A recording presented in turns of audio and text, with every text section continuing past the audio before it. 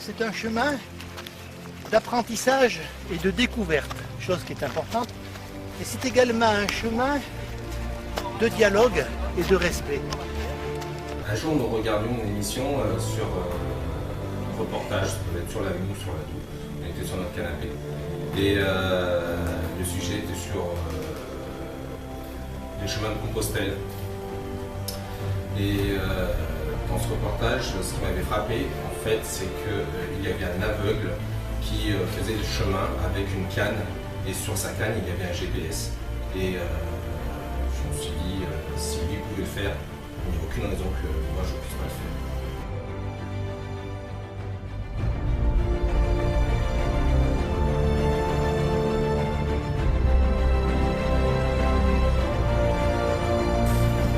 Donc effectivement, on en a discuté ensemble, il m'a parlé du reportage. Donc on a décidé de partir 4 jours et d'essayer, voir ce que ça pouvait être. Et puis on a discuté avec nos amis, voir si une promenade de 4 jours pouvait peut-être les intéresser.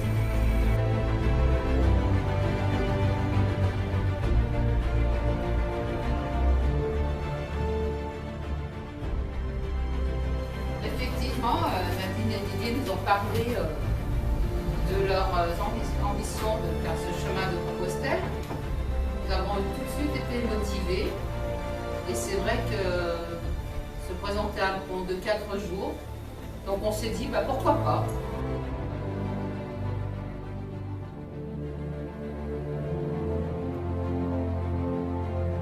La mauvaise troupe a été ravie de se trouver dans ce contest. Un contest donc jusqu'ici pas connu de notre part. Et ça fut donc une très bonne expérience.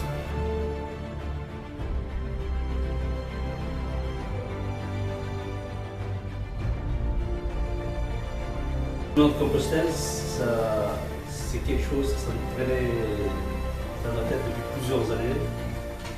Puis bon, j'ai en profité, mes amis le faisaient, mais les 4 jours, on ne peut pas les faire pour des raisons personnelles.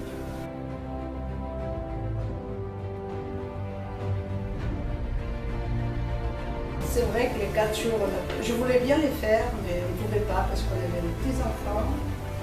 Et après, on a dit, on fera par la suite.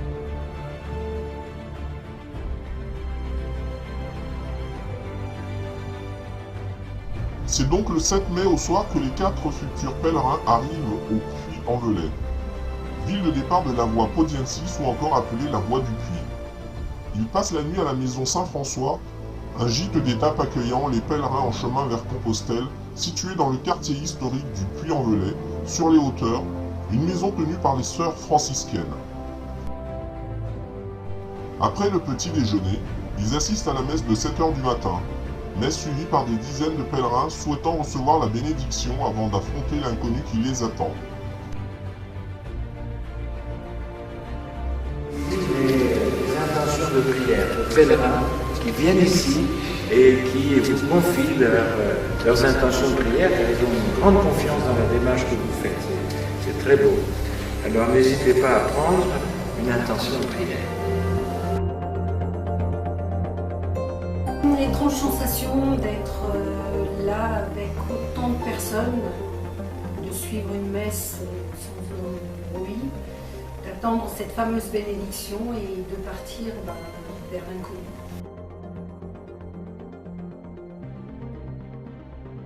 Une grande émotion de se retrouver tous autour de cet évêque. Toutes ces personnes de nationalités différentes, on est tous là pour les mêmes raisons en fait. On marche vers l'inconnu, on ne sait pas où on va, mais on est motivé. Après un petit détour pour admirer le panorama à partir de la basilique Saint-Joseph, les choses sérieuses commencent. Car pour sortir du puits, le sentier au balisage jaune prend très vite une tournure de grimpette.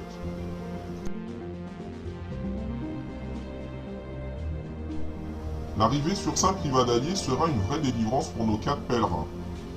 Ils vont découvrir durant les 3 jours qui suivirent ce qu'est la répétition d'efforts sur de longues distances.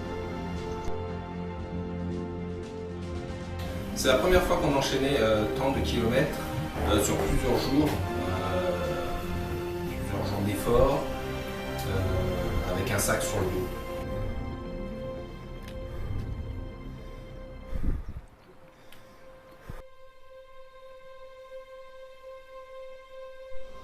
Le GR65 traverse la Margeride, théâtre des méfaits de la fameuse bête du Gévaudan à la fin du XVIIIe siècle.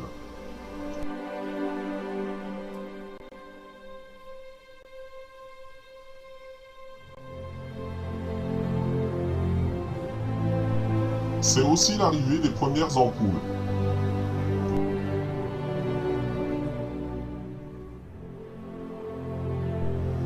Et des réveils difficiles.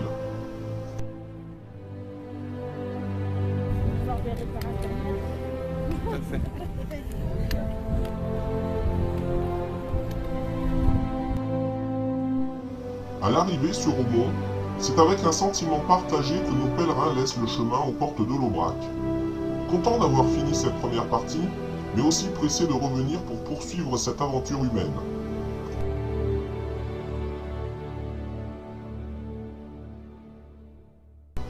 L'action entraîne le mouvement, l'action entraîne la pensée. Et je crois que quand on marche comme ça, quand on est en mouvement, ça permet à la pensée de se libérer, de se débarrasser d'un petit peu de plein de choses et de pouvoir avoir un retour sur soi-même.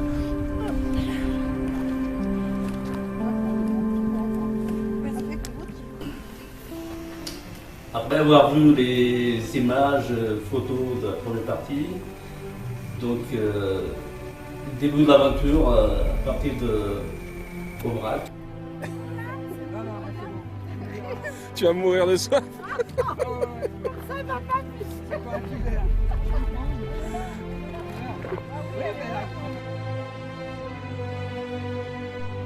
C'est à l'automne 2013 que les pèlerins se retrouvent à nouveau pour poursuivre le chemin de Compostelle. Mais dès la première étape de 24 km, Nadine, victime d'une épine calcanéenne, doit finir l'étape en stop. La troupe finira l'étape éreinquée. Elle fut trop longue pour une reprise.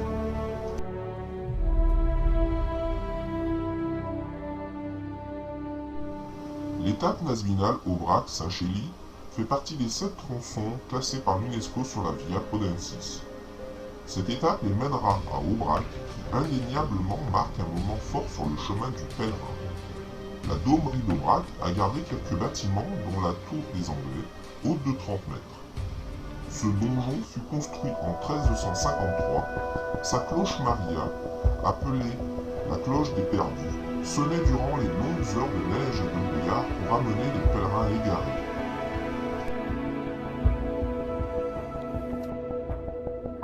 Si Nadine a repris la marche après un jour de repos forcé et aidée par une prothèse de fortune taillée par Didier dans une tongue, ce sera malheureusement une ampoule qui va contraindre Nathalie d'abandonner au départ d'Espalion. Dès lors, elle suivra la troupe à distance avec sa voiture.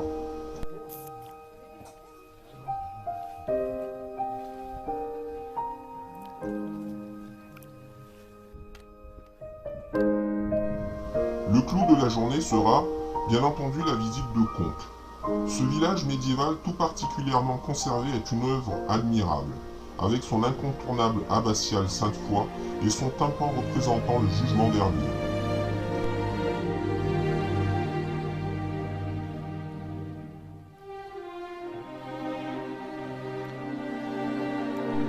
Il y a des rencontres qu'ils n'oublieront pas, tout au long de leur chemin. Celle de Paul sera la première d'une longue série, toutes plus enrichissantes les unes que les autres. Le retour, tout comme au mois de mai, se fera par la Malle Postale, une société de transport de personnes et de bagages qui officie le long du tracé du chemin de Compostelle, à partir du Puy-en-Velay jusqu'à Cahors.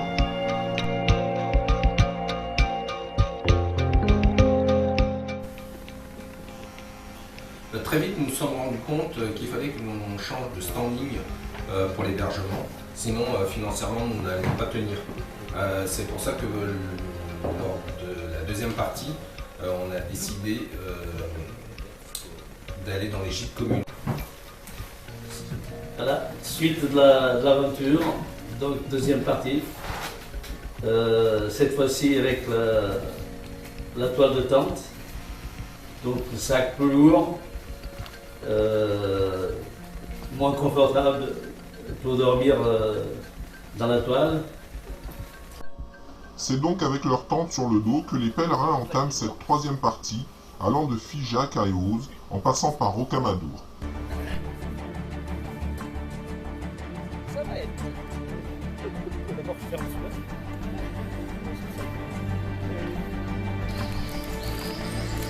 Alors, impression après une première nuit en camping, première mondiale. Pas mal.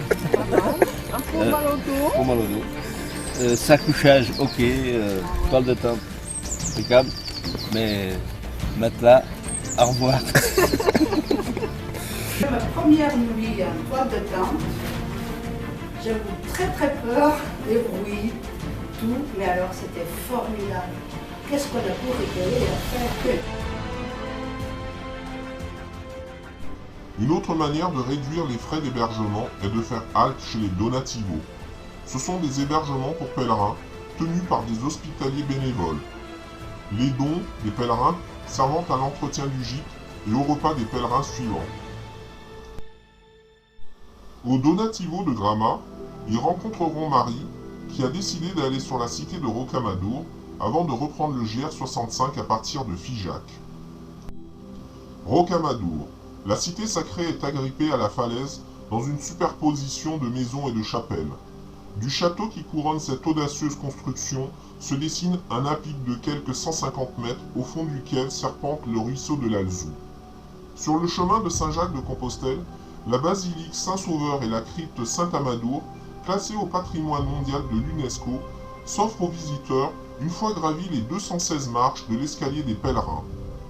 Tout autour de Rocamadour s'étend le parc naturel régional des Causses du Quercy, un environnement naturel exceptionnel où se marient causses rocailleux et vallées verdoyantes, gorges, sources et résurgences, verts émeraudes et bois de petits chênes. Après une halte au cœur du Quercy dans une auberge aux spécialités de l'océan Indien, ils reprennent la route direction Cahors et son magnifique pont de Valentré.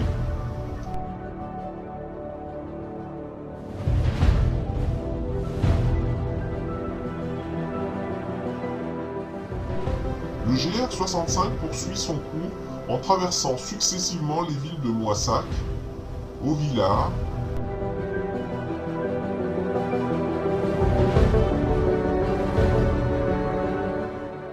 Lectoure, puis Condom. À la Casa d'Elena, une nouvelle rencontre sera déterminante pour Marie.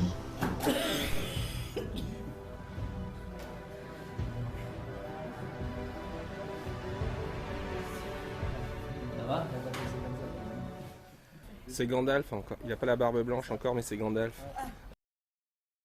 C'est en compagnie de Linda, la Canadienne, que s'achèveront les 2 derniers jours de cette partie 2014 du chemin.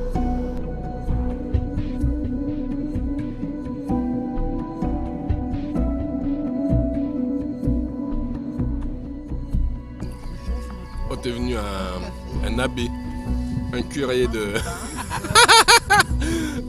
José, on dirait le curé de Saint-Jacques. T'avais pas de barbe avant de partir, non? La moustache, mais. Ok. Mais la barbe, oh là là. Ouais, je couperai à la maison. Ah, d'accord. Ah ouais? Ouais. Le casse-noix à 13 $, là. Poubelle.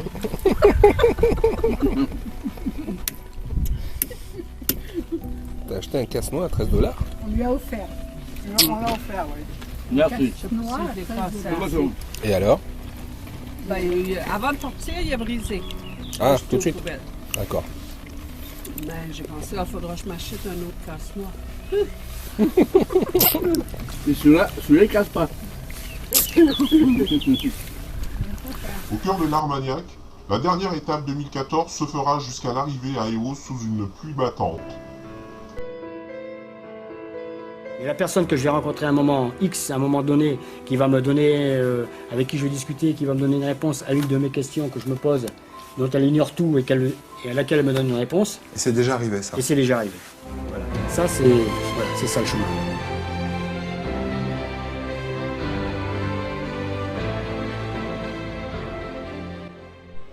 Les Pyrénées vont désormais faire partie du décor de fond. Elles grandiront au fur et à mesure des jours passés sur le chemin.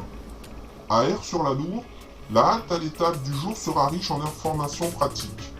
André et Odile vont distiller à l'assemblée d'un soir leurs conseils pour que la suite du trajet se fasse dans les meilleures conditions.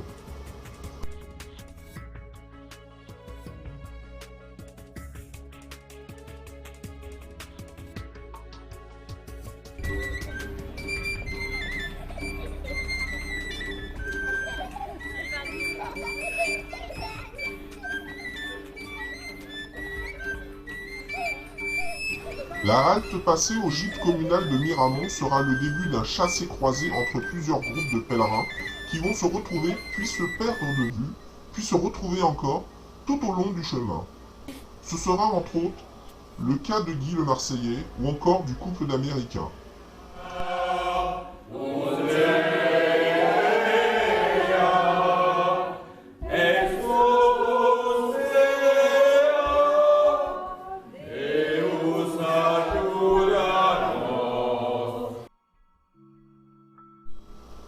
C'est donc sans encombre que nos 4 pèlerins arrivent à Ostabat, carrefour des chemins jacquaires venant de Tours, Limoges et du Puy. Retrouvailles en perspective avec des pèlerins rencontrés sur le chemin.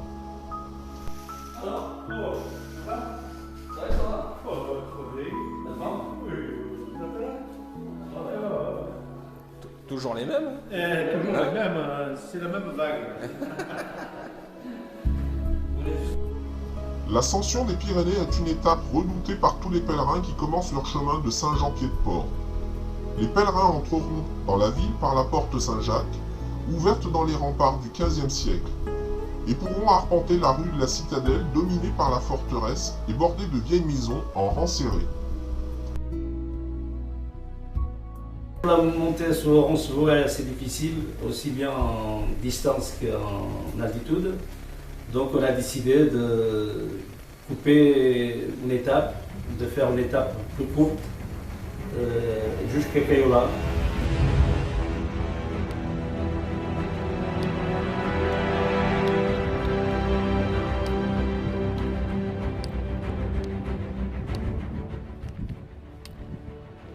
Ça nous donnait un bel aperçu de ce qui nous attendait pour le lendemain.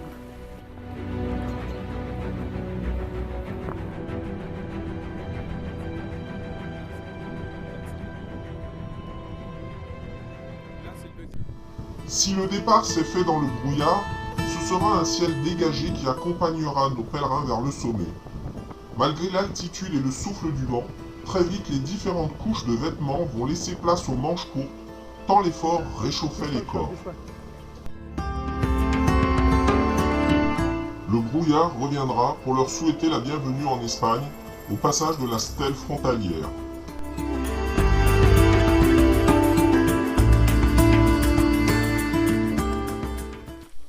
Pour entamer la descente vers l'abbaye de Roncevaux, les pèlerins ont un choix à faire. Prendre le sentier le plus court mais aussi le plus dangereux, ou le sentier plus long mais dont le dénivelé est moins pentu. C'est ce dernier qui sera choisi par la troupe.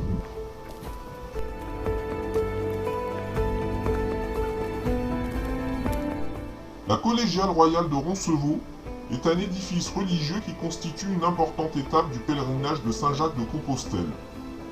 Elle se trouve dans un vallon situé à proximité du site de la bataille de Roncevaux qui eut lieu en 778. Elle constitue un site important de l'histoire des Basques et représente un bel exemple d'architecture gothique. Pour ces différentes raisons, le ministère espagnol de la Culture l'a classé monument historique en 1993. Le premier dîner espagnol apportera son lot de rencontres.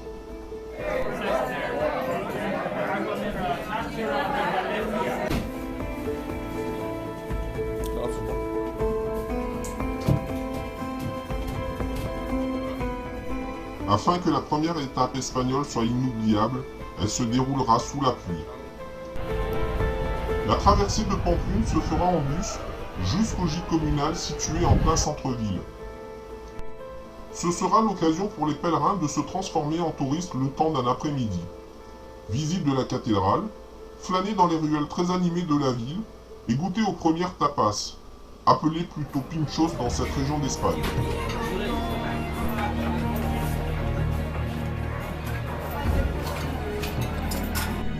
Si l'étape Pamplune-Puente-la-Reina est une des plus belles étapes du début du chemin espagnol, c'est aussi une des plus longues du séjour, et la journée sera éprouvante pour les organismes. À la sortie de la ville, le sentier va monter progressivement pour atteindre son point culminant au Alto del Perdón. Ici, les éoliennes témoignent du vent permanent qui balaie ce sommet.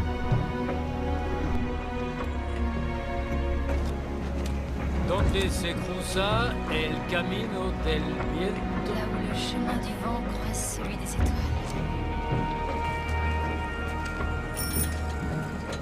On peut faire ce truc à vélo? Mais alors pourquoi on marche, nous?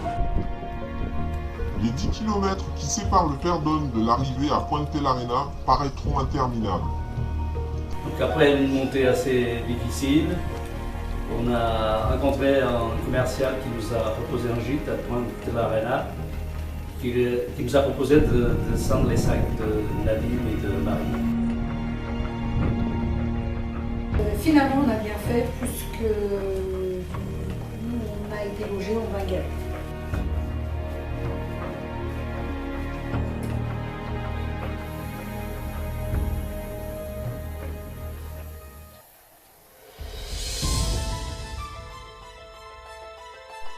Les jours suivants mèneront le groupe de pèlerins jusqu'à Gragnon. Dans ce donativo, l'entraide n'est pas un vain mot. Tout le monde met la main à la pâte, de la préparation du menu au nettoyage de la vaisselle.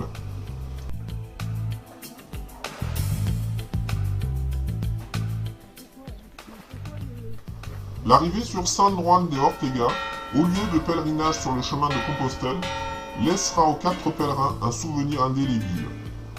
La messe de bénédiction des pèlerins aura été d'autant plus émouvante que Didier a participé à la lecture d'un chapitre de la Bible.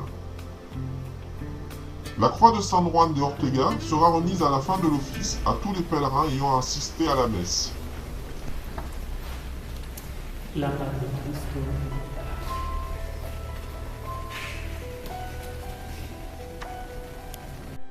Cette émotion sera ressentie par l'ensemble des pèlerins qui se retrouveront le soir autour de la légendaire soupe à l'ail du regretté Padre José, rappelé à Dieu en 2008.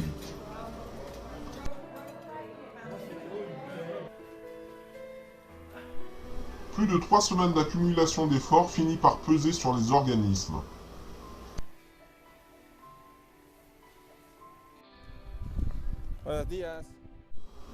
Il y a plusieurs manières de faire le chemin. Si la majorité le fait à pied, certains le font à vélo ou accompagnés d'un mulet.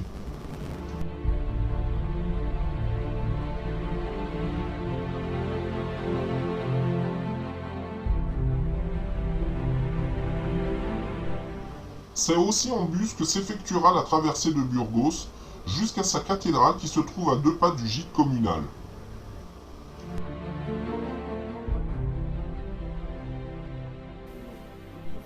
Un événement aurait pu être dramatique. Marie chute du haut de son lit superposé. Heureusement, plus de peur que de mal. Mais elle dormira finalement dans le lit du bas. C'est ce que j'ai dit à Marie, à mon avis. J'ai ouvert à 6h30, j'ai fait petit déj.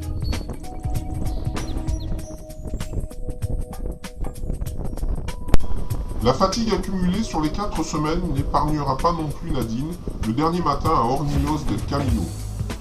Elle s'égratignera le gros orteil en descendant de son lit. Une mauvaise réception sur un tabouret bancal en guise d'échelle. Essaye de rentrer plus bas. Non, pour qu'on rigole. Oui, mais elle va pas monter et descendre.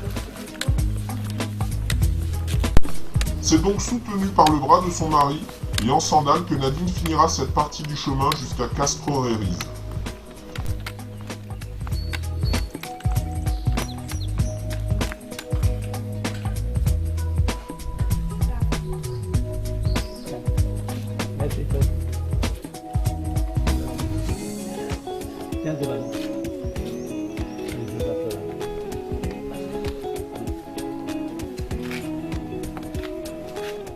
Tous les matins, nous prenons le chemin.